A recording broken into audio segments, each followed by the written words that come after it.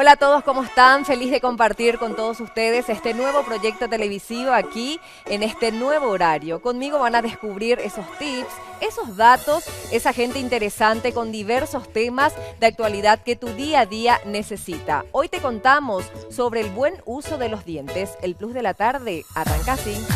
Plus de la Tarde es presentado por Farmacia y Perfumería Catedral, porque amamos cuidarte. Cooperativa 8 de Marzo Limitada, Solvencia y Bienestar, Dismar, Salud y Cultura.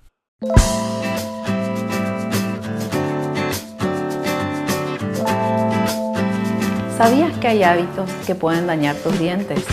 Los dientes son para comer y para lucir una sonrisa armoniosa, pero muchas veces nos olvidamos y los utilizamos para abrir bolsas, destapar botellas, comernos las uñas o morder lápices. Todo esto que puede causar desgaste y fractura del esmalte. Entonces, bajo ninguna circunstancia utilicemos a los dientes como herramienta.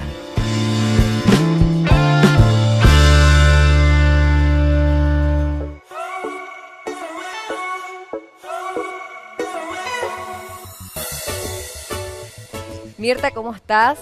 En base a lo que ya pudimos apreciar, ¿qué función cumplen los dientes en la boca? ¿Qué tal, Daisy? ¿Cómo estás?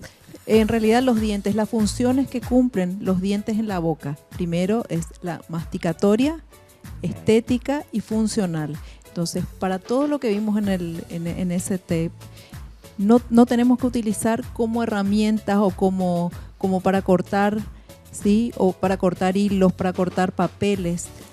Básicamente, solamente tienen que ser esas las funciones. Perfecto. Dejamos el cuidado y un consejo para lucir una buena sonrisa.